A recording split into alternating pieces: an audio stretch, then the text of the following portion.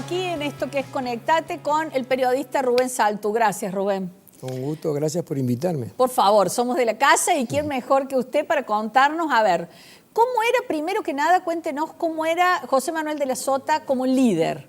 ¿Sí? ¿Cómo lo podríamos caracterizar? Sí, yo diría que hay que ver cómo de la Sota entró en la política, ¿no? Porque él yo creo que fue político de raza y líder desde la cuna, porque era un político de raza realmente, y además lo más importante es que se atrevió a salir de la tradición del peronismo ortodoxo, de la marchita combatiendo el capital, y se animó, después de la muerte de Perón, de formar junto con Cafiero lo que ellos llamaron el peronismo renovador.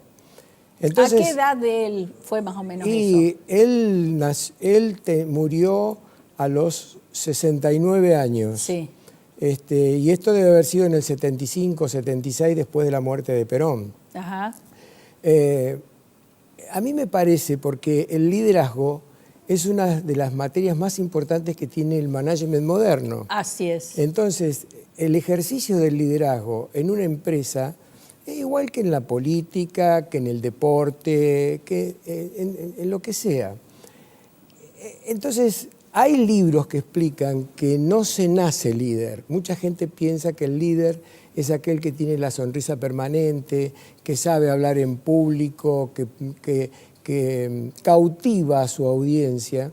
Y en realidad el liderazgo se fabrica también, se hace, se arma. Y de la Sota trabajó mucho para convertirse en líder. Ajá. Es decir, fíjense, Beatriz, que de la Sota arma una especie de yunta con Cafiero para crear el peronismo renovador y pierden con lo más retrógrado que tenía el peronismo en ese momento, que era Menem-Duhalde. Ajá. Y gana Menem-Duhalde y es presidente Menem. Sí. Tal vez si no hubiera sido presidente Menem, hubiera sido presidente de la Sota, la historia de este país sería totalmente diferente. Sí, muy distinta. Muy distinta.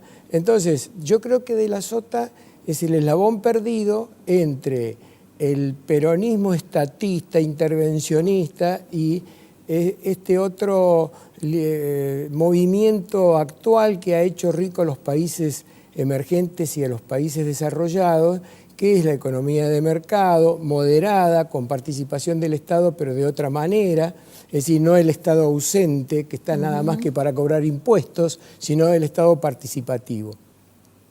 Y yo creo que de la Sota representaba eso, es decir, un político de raza con una tendencia modernista.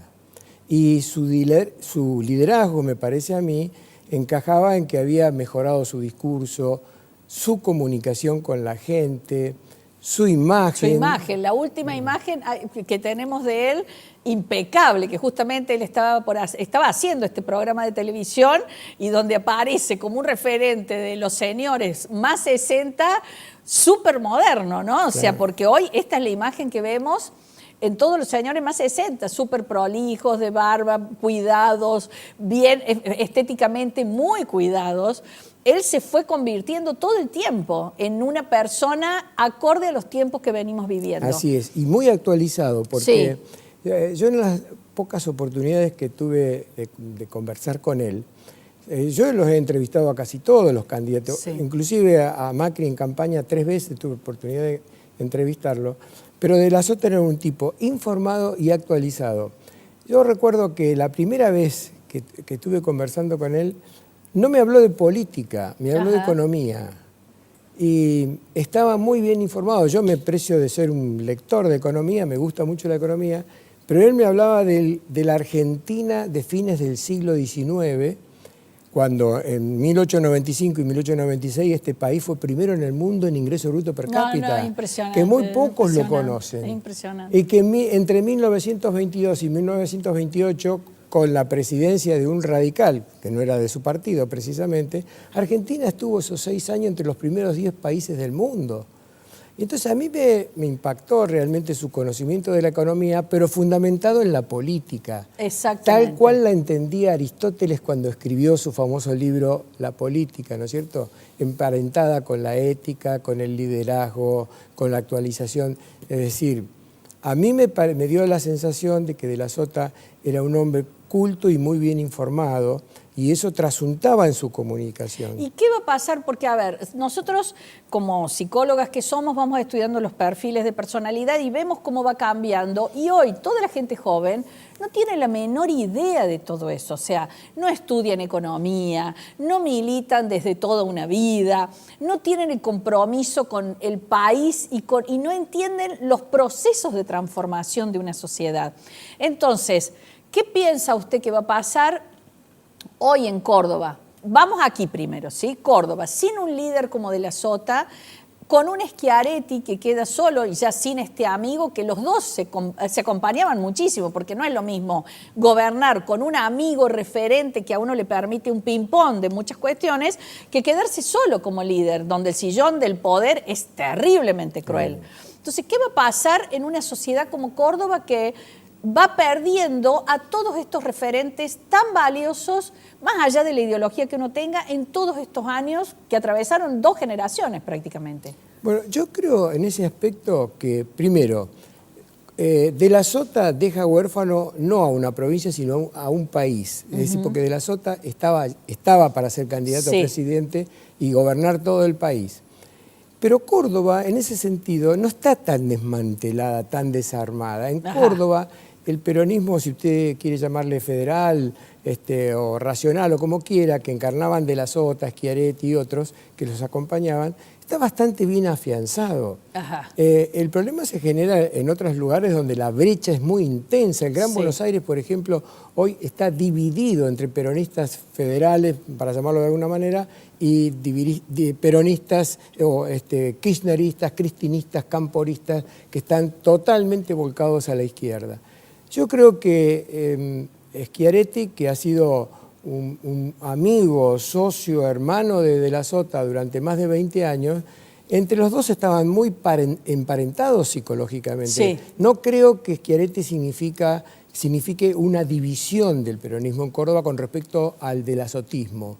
Me parece que no, me parece que está bien aglutinado, bien conformado, capaces de enfrentar a un oficialismo que viene teniendo problemas. ¿Cuántos años tiene Schiaretti? No sé, no tengo la menor idea. Pero deben ser más o menos de la misma edad. No, yo creo que De la Sota era un poco mayor. Por creo, eso, y perder a tu amigo, sí, claro. ¿Sí?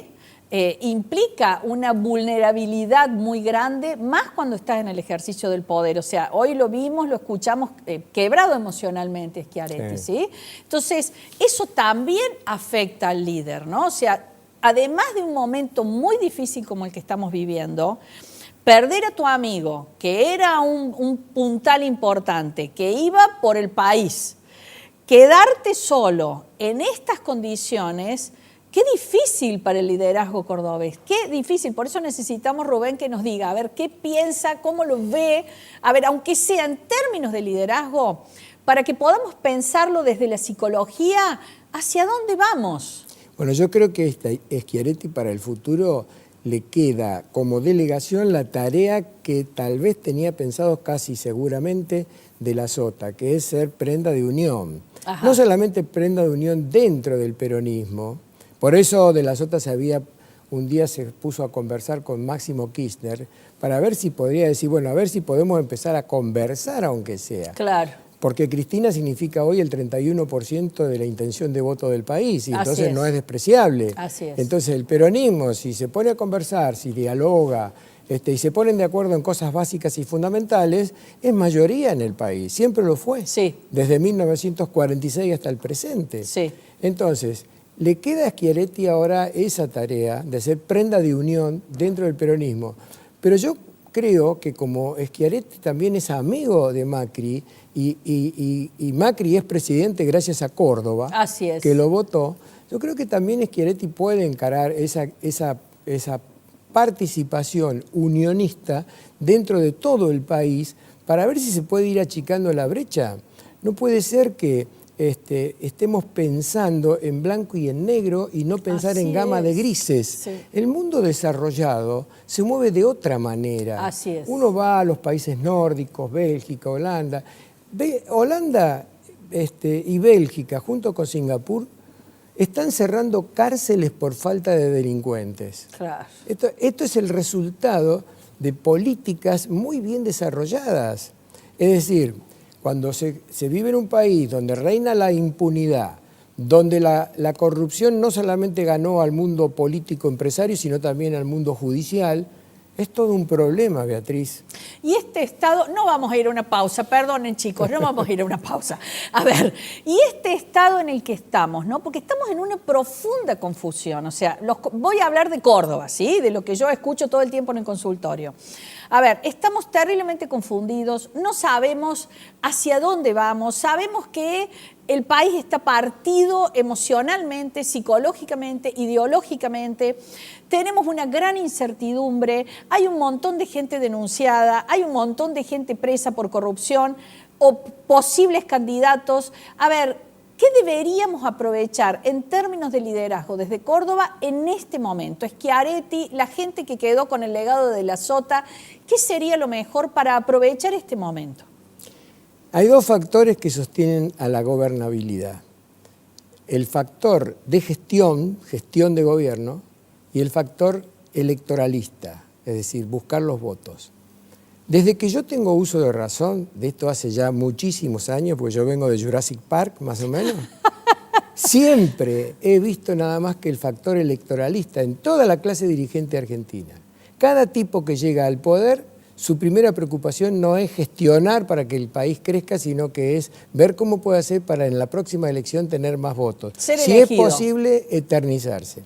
Entonces, a mí me daba la sensación que de la Sota se había apartado un poco de esa ideología y si bien es cierto, por ejemplo, él perdió 3 veces las elecciones contra el radicalismo. La capacidad de resiliencia que tenía este hombre, yo nunca he visto, nunca lo he visto. O sea, cualquiera de nosotros con las derrotas que él tuvo se hubiera deprimido, enfermado. No, él cada vez salía como el ave fénix. Se cayó y se levantó montones de veces. Y después cuando llegó al poder, bueno, supo mantenerse y hacer lo que él entendía que debía hacer. Y además yo pienso que él estaba en un pensamiento moderno, porque siempre fue una persona muy informada. Y habiendo sido embajador, tuvo la oportunidad de conversar con mucha gente que estaban viviendo en países que eran mucho más desarrollados que la Argentina, que antaño, pero no significaban nada al lado de la Argentina. Pongo como ejemplo Australia, Canadá y Nueva Zelanda. 3 países que estaban por debajo de nosotros. En la década del 20 esos países no existían. Qué doloroso. Entonces, él tuvo oportunidad de ayornarse muy bien en ese tema, porque no es solamente el liderazgo, porque también Perón tuvo liderazgo y sin embargo no supo llevar al país a donde tendría que haberlo llevado, sin que yo me manifieste como un gorila ni nada por el estilo. Exactamente. Soy un mirador de la realidad. Cuando uno repasa la historia... Es periodista, está pensando la realidad. Yo soy psicóloga, estoy pensando la realidad desde otro lugar. Claro. Somos pensadores de la realidad. Sí. Así es. Entonces, a mí me parece que De la Sota deja una herencia muy buena desde el punto de vista intelectual. Que esa herencia la puedan aprovechar ahora quienes van a continuar con su labor, quienes lo van a reemplazar de alguna manera en el movimiento justicialista, bueno, depende de la intensidad que pongan, de la forma en que lo hagan y de la forma que ejerzan también el liderazgo que tienen que ejercer. Entonces, si aprovechan el legado de la Sota, bueno, yo creo que el peronismo puede reformularse, puede mirar hacia el futuro en lugar de seguir pensando en el pasado. Yo creo que esta mujer que fue presidenta se quedó en el pasado intervencionista, en el pasado donde el Estado era el factotum de todo. Hay una frase de Mussolini que a mí siempre la recuerdo porque él decía, todo a través del Estado, fuera del Estado, nada. Y eso es lo que hoy pretende ese tipo de peronismo que ya no tiene más vigencia en ningún lugar del mundo, es un pensamiento antiguo totalmente. Los países desarrollados están en otras metas intelectuales completamente distintas. Y respecto a lo que decía usted de la juventud, tiene un rol muy importante. Acá el doctor Abel Albino ha venido a este canal, yo lo he entrevistado en mi programa, sostiene que en el primer año de vida de un bebé es cuando se forma el 90% del cerebro. Si ese chico no está bien alimentado, impecable, queda para toda la vida distorsionado. Hoy, si tenemos un 33% de pobreza y digamos que de ese 33%, un 70% son chiquitos mal alimentados, esa es la clase que nos puede llegar a gobernar en el futuro. Ese es el capital humano que estamos formando para el futuro. Así es. Por lo tanto, se convierte en un recurso humano, no en un capital humano. Así es. Estamos saliendo de la categoría de capital, que el mundo va hacia considerar al otro como un capital, hacia la categoría de recurso. El otro es un objeto que uso en función de mis necesidades y descarto. No, nosotros vamos a contramano de lo que está pasando en el mundo. Claro. A ver, y entonces Schiaretti está cuidado para poder atravesar este momento y aprovechar desde Córdoba esta posibilidad de liderazgo que De la Sota le deja a él y a la gente que los rodea a ellos para poder ayudar a que esta Argentina esté en mejores condiciones? Yo creo que sí. Había un cuarteto inicial que eran De la Sota, Schiaretti, Pichetto y Urtubey. Ajá. Ese cuarteto estaba ya empezando a buscar la fotografía de estar juntos y conversar. Bueno, se cae una punta muy importante de ese cuarteto, pero quedan 3 personas gravitantes sobre el pensamiento peronista, Ajá. que nunca se van a poner de acuerdo con el cristinismo. Nunca, Ajá. salvo que el cristinismo se haga, no sé, un análisis profundo de conciencia, y una psicoterapia es. Totalmente, psicoterapia, Bueno, sí. que se haga una psicoterapia y digan, bueno, está bien, estuvimos errados, vamos a pegar la vuelta, vamos a conversar con... Estos 3 personajes, para mí, Schiaretti, Pichetto y Urtubey, pueden simbolizar la continuidad del pensamiento de la Sota, pero además en la eficacia de empezar a trabajar. Ajá. Porque hay que trabajar mucho para lograr unir esa brecha o por lo menos fortalecer al peronismo que quiere ser diferente. Sí, ¿no? que quiere cambiar este país y que vayamos en una dirección posibilitadora de todo y para todos. Pero lógico. Argentina, ¿cuándo se repone después de las guerras civiles que tuvimos, hasta la caída de Rosas? Cuando a Alberdi se le ocurre escribir las bases, transformarla en la Constitución Nacional, y a partir de allí esa famosa generación del 80 hizo grande este país. Y Argentina no es Japón, que está parado arriba de una piedra. Así es. Japón no tiene gas natural, no tiene petróleo, tiene poca agua, tiene un problema. Un cuarto de la población todo el tiempo tiene que estar viajando para que haya lugar para todos. Así es. Nosotros nos sobra todo. A ver, primera reserva mundial de energía eólica, primera reserva mundial de energía solar, segunda reserva mundial de gas natural, cuarta reserva mundial de petróleo ahora con lo que está pasando en Vaca Muerta. Estos somos nosotros. Estos somos la Argentina. Wow. La pampa húmeda más grande del mundo. El delta más grande y productivo del mundo. El delta del Nilo quedó, pero chiquitísimo al lado del nuestro. Una riqueza hitícola incalculable en un litoral marítimo muy extendido. Y una cordillera de los Andes plagada de minerales. Y como si esto fuera poco, ahora la reserva más importante del mundo de litio, el mineral del futuro. Sí. No hay otro país en el mundo que tenga la riqueza en reservas que tiene la Argentina. Esa debe ser la razón fundamental por la cual los argentinos somos tan díscolos, tan disparatados, porque... Como nenes ricos, actuamos como nenes ricos. Hago lo que quiero porque total siempre tengo espalda. Así es. Hasta que ya las joyas de la abuela se terminaron y ya no puedo hacer más nada. A ver, entonces, ¿cuál sería el legado que nos dejó De la Sota como líder? Para mí el pensamiento. ¿Qué quiere decir? El pensamiento quiere decir incorporar organizadamente datos, información, para que luego de esa organización se puedan proyectar en acciones de valor. Porque si no, no funciona. El problema de la crisis de la dirigencia argentina es la falta de pensamiento. Así es. Es esa resistencia sistemática a ponerse a razonar. Sí, así es. Yo los he entrevistado a casi todos, porque yo empecé en esta actividad en el año 1960. Algo tengo que haber aprendido, siempre digo lo mismo. No, yo los he entrevistado a todos. Claro, claro. Pero realmente el dirigente argentino tiene que ponerse a pensar, a razonar, no solamente pensar en los votos. Para eso hay que leer, para eso hay que estudiar, para eso hay que ser humilde.